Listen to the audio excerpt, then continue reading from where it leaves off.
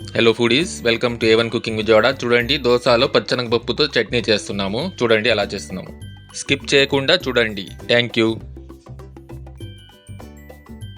చూడండి, ముందుగా ఒక కళాయి పెట్టుకొని అందులో కొద్దిగా ఆయిల్ వేసుకోండి. ఆయిల్ హీట్ అయిన తర్వాత ఒక 4-5 ఎండుమిర్చీలు వేసేసుకొని లైట్గా ఫ్రై చేసుకోవాలి. ఇలా లైట్గా ఫ్రై చేసుకున్న తర్వాత ఒక కప్పు పచ్చెనగపప్పు తీసుకున్నానండి. ఆ పచ్చెనగపప్పు ఈ ఆయిల్లో వేసేసుకొని ఇది కూడా లో ఫ్లేమ్లో లైట్గా ఫ్రై చేసుకోండి. అది ఫ్రై అవుతుంది అనగా మనకి మంచి స్మెల్ వచ్చిద్దండి. చూసారా, ఇలా లైట్గా బ్రౌన్ కలర్లో వచ్చేసిందండి. తర్వాత ఒక హాఫ్ కప్పు ఎండు కొబ్బరి తురుము వేసుకోవాలండి.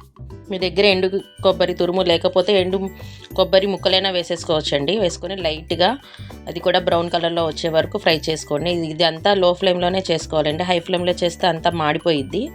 చూసారా, స్లోగా ఇలా తిప్పుతూ బాగా ఫ్రై చేసుకోండి. మీలో ఎంతమంది ఈ పచ్చనిపప్పు చట్నీ చేస్తారో కామెంట్ బాక్స్లో కామెంట్ చేయండి. సూపర్ ఉండిద్దండి ఈ చట్నీ, ట్రై చేయండి.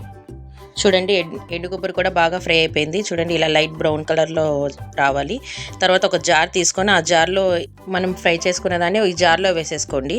ఈ జార్లో వేసేసుకున్న తర్వాత ఫ్యాన్ కింద బాగా చల్లగా అయిపోవాలండి. వేడి మీద మాత్రం తిప్పకూడదు. వేడి మీద తిప్పితే గ్రైండ్ చేసుకుంటే అస్సలు టేస్ట్ ఉండదు.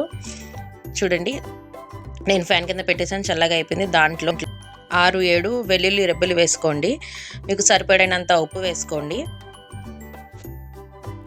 తర్వాత ఒక హాఫ్ గ్లాస్ వాటర్ వేసుకోవాలండి. వాటర్ వేసుకొని ఫస్ట్ తిప్పాలి.